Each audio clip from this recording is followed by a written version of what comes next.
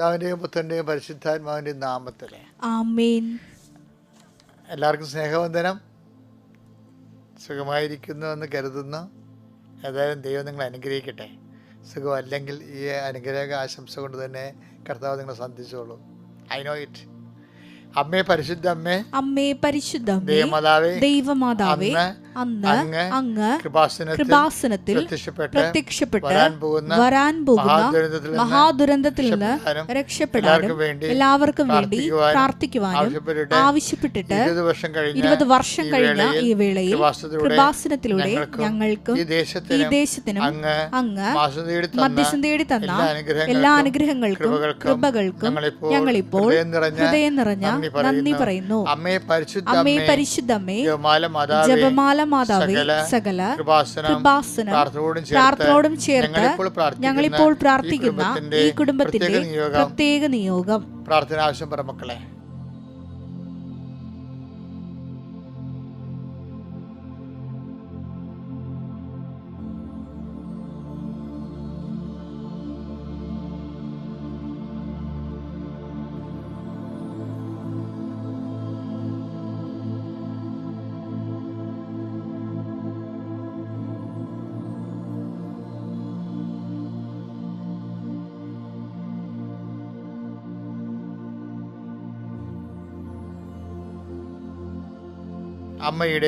അമ്മയുടെ പ്രത്യക്ഷീകരണത്തിന്റെ ഈ ദ്വാദശക വേളയിൽ ഞങ്ങൾക്ക് സാധിച്ചു തരുവാൻ കനിയണമേ.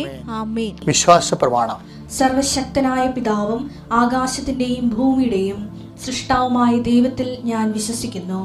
അവിടുത്തെ ഏകപുത്രനും ഞങ്ങളുടെ കർത്താവുമായ ഈശോമിശിഹായിലും ഞാൻ വിശ്വസിക്കുന്നു. ഈ പുത്രൻ പരിശുദ്ധാത്മാവിനാൽ ഗർഭസ്ഥനായി കന്യകാമറിയത്തിൽ നിന്ന് പിറന്ന് പൊന്തിയോസ് പീലാത്തോസിന്റെ കാലത്ത് പീഡകൾ സഹിച്ച് കുരിശിൽ തറയ്ക്കപ്പെട്ട് മരിച്ച് അടക്കപ്പെട്ട് പാതാളങ്ങളിൽ ഇറങ്ങി മരിച്ചവരുടെ ഇടയിൽ നിന്ന് 3-ാം നാൾ ഉയർത്ത് സ്വർഗത്തിലേക്ക് എഴുന്നള്ളി സർവശക്തിയുള്ള പിതാവായ ദൈവത്തിന്റെ വലതുഭാഗത്തിരിക്കുന്നു. അവിടെ നിന്ന് ജീവിക്കുന്നവരെയും മരിച്ചവരെയും വിധിക്കുവാൻ വരുമെന്നും ഞാൻ വിശ്വസിക്കുന്നു. പരിശുദ്ധാത്മാവിലും ഞാൻ വിശ്വസിക്കുന്നു. വിശുദ്ധ കത്തോലിക്കാ സഭയിലും പുണ്യവാന്മാരുടെ ഐക്യത്തിലും പാപങ്ങളുടെ മോചനത്തിലും ശരീരത്തിന്റെ ഉയർപ്പിലും നിത്യമായ ജീവിതത്തിലും ഞാൻ വിശ്വസിക്കുന്നു. ആമേൻ. സുഖസ്ഥനായ ഞങ്ങളുടെ പിതാവേ, അങ്ങയുടെ നാമം പൂജിതമാകണമേ. അങ്ങയുടെ രാജ്യം വരണമേ. അങ്ങയുടെ തിരുമനസ് സ്വർഗത്തിലെ പോലെ ഭൂമിയിലും ആകണമേ. അന്നു വേണ്ടുന്ന ആഹാരം ഇന്ന് ഞങ്ങൾക്ക് തരണമേ. ഞങ്ങളോട് തെറ്റ് ചെയ്യുന്നവരോട് ഞങ്ങൾ ക്ഷമിക്കുന്നത് പോലെ ഞങ്ങളുടെ തെറ്റുകൾ ഞങ്ങളോടും ക്ഷമിക്കണമേ. ഞങ്ങളെ പ്രലോഭനത്തിൽ ഉൾപ്പെടുത്തരുതേ, തിന്മയിൽ ഞങ്ങൾ രക്ഷിക്കണമേ. ആമേൻ. നന്മ നിറഞ്ഞ മറിയമേ, സ്വസ്തി. കർത്താവ് അങ്ങയുടെ കൂടെ സ്ത്രീകളിൽ അങ്ങ് അനുഗ്രഹിക്കപ്പെട്ടവളാകുന്നു. അങ്ങയുടെ ഉദരത്തിൻ ഫലമായി ഈശോ അനുഗ്രഹിക്കപ്പെട്ടവനാകുന്നു. പരിശുദ്ധ മറിയമേ, തമ്പുരാന്റെ അമ്മേ, പാപികളായ ഞങ്ങൾക്ക് വേണ്ടി ഇപ്പോഴും ഞങ്ങളുടെ മരണസമയത്തും തമ്പുരാനോട് അപേക്ഷിക്കണമേ. ആമേൻ. അനുദിന അനുഗ്രഹ പ്രാർത്ഥന. കർത്താവ്, ഇന്നത്തെ ദിവസത്തെ ഓർത്ത് നന്ദി പറയുന്നു. ജനുവരി 30-ാം തീയതിയായിരുന്ന വ്യാഴാഴ്ച അങ്ങയുടെ തിരുമുറിവാളുന്ന വലതുകരത്താൽ അങ്ങയുടെ മക്കളെ ശിരസ് ആശീർവദിക്കപ്പെടുന്നു.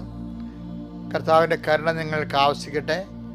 കർത്താവ് നിൻ്റെ വിശുദ്ധ പൗരോഹിത്യത്തെ മഹത്വപ്പെടുത്തണമേ. കർത്താവ് സഭയിലുള്ള സാന്നിധ്യം പ്രകടമാക്കണമേ.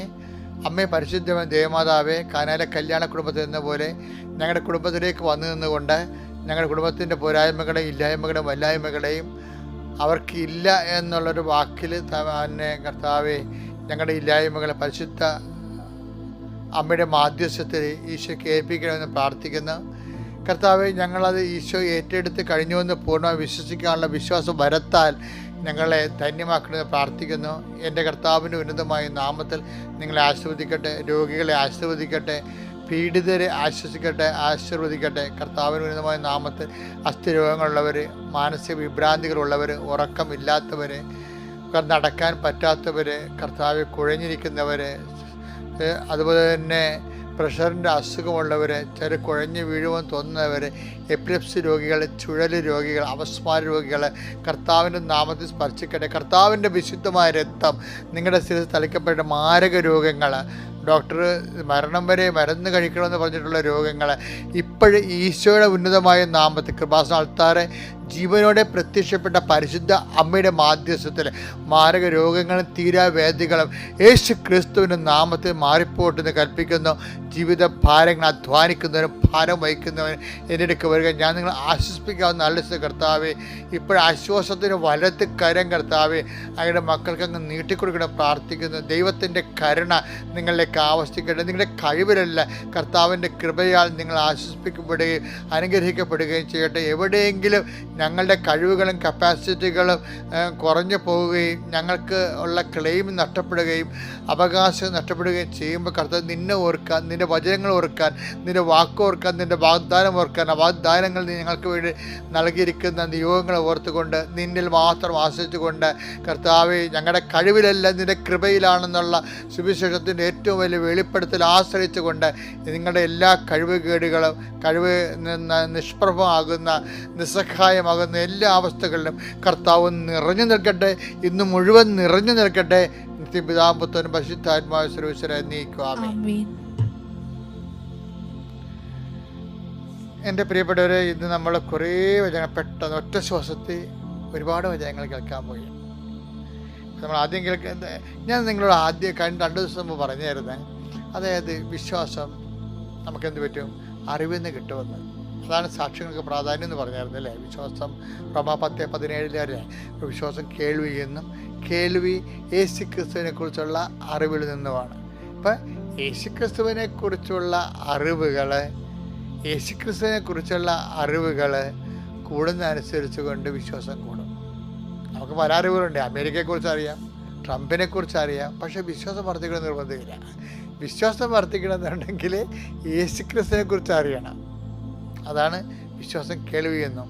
ഇപ്പം കേൾവി എന്ന് വിശ്വാസം ഉണ്ടാകാം എന്ന് പറഞ്ഞാൽ അത് അറിവിൻ്റെ വിശ്വാസമാണ്.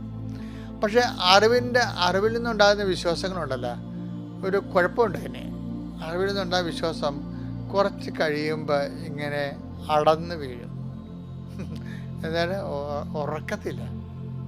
ഇപ്പം ചില പിഞ്ചുകളെന്ന് പറയും. എനിക്ക് പണ്ട് ഈ മത്ത വളർത്തുന്ന ഒരു പരിപാടിയുണ്ട്.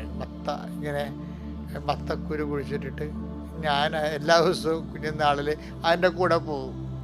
അത് ഓരോ പറമ്പിൽ, ഞങ്ങളുടെ ഓരോ പറമ്പിലും ഇങ്ങനെ ചുറ്റി കിടക്കുമ്പോൾ എവിടെയാണ് പൂവ് വരുന്നത് വെച്ചപ്പോൾ അതിൻ്റെ അറ്റത്ത് എവിടെയെങ്കിലും 2-3 പൂ വന്നതിന് ശേഷം പിന്നീട് ഒരു പിഞ്ച് വരും. പിഞ്ച് വരുമ്പോൾ അപ്പം തന്നെ ഞാൻ പുല്ലിട്ട് മൂടും. എന്താ കാര്യം അറിയാമോ? പിഞ്ചിന് വെയിൽ തട്ടായിരിക്കാൻ വേണ്ടി. പക്ഷെ പിഞ്ചിട്ട് മൂടുമ്പോൾ വല്ല പ്രാണിയും വന്ന് ചിലപ്പോൾ ആ പിഞ്ച് ഇട്ട് കുത്തും. ചിലപ്പോൾ ഇങ്ങനെ ഒരു പുഴു കുത്തണാണേ, അതോടുകൂടി പിഞ്ച് അടന്നു പോകും. ഈ കേൾവി എന്നുള്ള വിശ്വാസം ചില സ്ഥലത്ത് പിഞ്ച് പോലെ അടന്നു പോകും. അതാ അങ്ങനെ ഒരു കുഴപ്പമുണ്ടത്. പിന്നെ രണ്ടാമത്തെ വിശ്വാസമുണ്ട്. എന്താണ്? പ്രത്യാശ. നമ്മളെ നിരാശരാക്കുന്നില്ല. റോമ 5:5 പ്രത്യാശ. അതായത് പണ്ടത്തെ അറിവുണ്ട്, ആ അറിവിൽ അനുഭവങ്ങളുണ്ട്, പക്ഷേ നമുക്കത് റിപ്പീറ്റ് ചെയ്തിട്ടിട്ടില്ല. അപ്പം അഗ്നിശോധനയെ അതിജീവിച്ച വിശ്വാസമാണ് ആ പിഞ്ചാൻ അടന്നു പോകാൻ നിൽക്കുന്നത്. അഗ്നിശോധനയെ അതിജീവിച്ച വിശ്വാസം. അപ്പോൾ ഒരു വിശ്വാസം ഉണ്ടായി, പക്ഷേ ഈ പ്രാണി വന്ന് കുത്തണ പോലെ ഒരു കുത്തൽ വന്നാലും ചില പിഞ്ചുകൾ അതിനെ അതിജീവിച്ച് വളരും. കാരണം അതിൻ്റെ പ്രതിരോധ ശക്തി അതിൽ തന്നെ ഉണ്ടാകും. അപ്പോൾ നമ്മൾ വിശ്വാസത്തിൻ്റെ അതിജീവനത്തിൻ്റെ പ്രതിരോധ ശക്തി നമ്മുടെ ഉള്ളിൽ തന്നെ ഉണ്ടാകണം. അതെന്താണ്? ആ സ്നേഹം.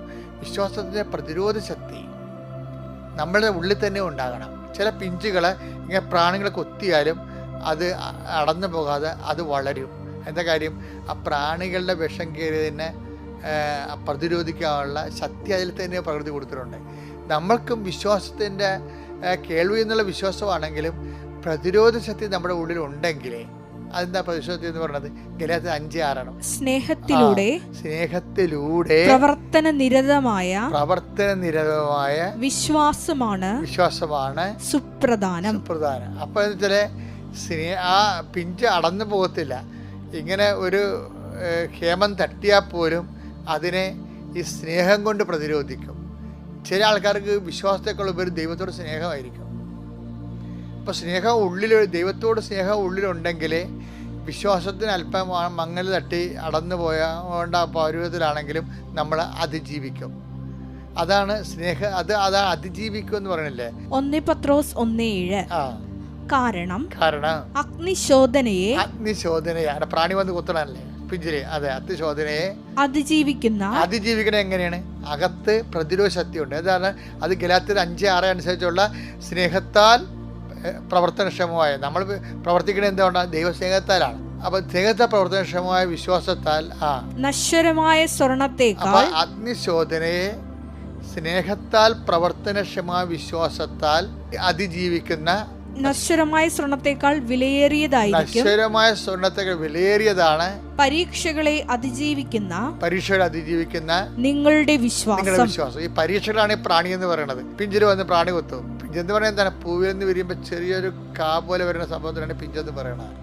അപ്പം അതിൽ ചില സമയത്ത് പ്രാണികൾ വന്ന് കൊത്തുന്ന അഗ്നിശോധന ഉണ്ടാവും. ചില കായകൾ ചിലത് അപ്പത്തിന് അടന്നു വീഴും, ചിലത് അതിനെ അതിജീവിച്ചു കൊണ്ടുവരും. തണ്ട് മൂപ്പെത്തുന്ന വരെ അനുസരിച്ചുകൊണ്ട് പിഞ്ചുകൾ അടരാതിരിക്കും. മറ്റൊരു തണ്ടിന് മൂപ്പെത്തുന്ന വിചാരിച്ചുകൊണ്ട് ആദ്യം തണ്ട് ഇളയതാണെങ്കിൽ ചിലപ്പോൾ അടന്നു പോകും. അപ്പം നട്ടല് എന്ന് പറയണതും തണ്ട് മൂപ്പത്തണെന്ന് പറയണതും അഗ്നിശോധന അതിജീവിക്കണമെന്ന് പറയണതും ഒരു വ്യാവഹാരിക ഭാഷയാണ്. എന്ന് വെച്ച് കഴിഞ്ഞാൽ നമ്മൾക്ക് ദൈവസ്നേഹത്താൽ നമ്മൾ ഊട്ടി ഉറപ്പിക്കപ്പെട്ട് കഴിഞ്ഞാൽ നമുക്ക് അതിജീവിക്കാൻ പറ്റും. അപ്പോൾ ദൈവം നോക്കണമെന്ന് വെച്ച് കഴിഞ്ഞാൽ ഇതുപോലെ അതിജീവിത വിശ്വാസമുണ്ട്, അതിജീവിച്ച വിശ്വാസം. അപ്പോൾ നമ്മൾ ഈ ക്രോണോളജിക്കലായിട്ട് വളരുമ്പോൾ നമ്മൾക്ക് ഒരു 10-20 വയസ്സ് 25 വയസ്സാകുമ്പോഴത്തേന് ചിലർക്ക് അതിജീവിച്ച വിശ്വാസമുണ്ട്. അവർക്ക് എന്ത് തകർച്ച വന്നാലും കുലുങ്ങത്തില്ല. എന്താ കാര്യം? അവർക്ക് സ്നേഹത്താൽ പ്രവർത്തനക്ഷമമായ വിശ്വാസത്തിൻ്റെ ആന്തരിക അനുഭവങ്ങളുണ്ട്. എൻ്റെ ദൈവം ഇതെവിടെയെങ്കിലും കൊണ്ടുപിടിച്ച് കെട്ടും, ഞാൻ വിഷമിക്കാൻ അനുവദിക്കത്തില്ല, അവന് നിർമ്മലൻ അഴിഞ്ഞു പോകാൻ അനുവദിക്കത്തില്ല എന്നൊക്കെ പറയത്തില്ലേ, അത് അനുഭവമാണ്. Take the bed. സങ്കീർത്തനം 16:10. അവിടുന്ന് എന്നെ പാതാളത്തിൽ തള്ളുകയില്ല, അങ്ങയുടെ പരിശുദ്ധൻ ജീർണിക്കാൻ അനുവദിക്കുകയില്ല. അത് വലിയ പ്രത്യാശയാണത്. അത് സ്നേഹത്താൽ പ്രവർത്തനക്ഷമമായ വിശ്വാസത്തിൽ നിന്ന് ഒരു വ്യക്തി നേടിയെടുക്കുന്ന പ്രത്യാശയാണ്. അത് വിശ്വാസം പ്രത്യാശയാൽ പരിപുഷ്ടമായിരിക്കുകയാണ്. അതുകൊണ്ടാണ് തൻ്റെ നിർമ്മലൻ അഴിഞ്ഞു പോകാൻ അനുവദിക്കത്തില്ലെന്ന് സ്വയം പ്രഖ്യാപിക്കുന്നതിൻ്റെ കാരണം ഇതാണ്. സ്വയം ഉള്ളതൊരു പ്രഖ്യാപനമാണ് ശരിക്കും പറഞ്ഞാൽ. ഇതൊക്കെ പ്രാർത്ഥനകളെല്ലാം പ്രത്യാശ നിർഭരമായ പ്രാർത്ഥനകൾ സുവിശേഷത്തിൻ്റെ പ്രഖ്യാപനമാണ്.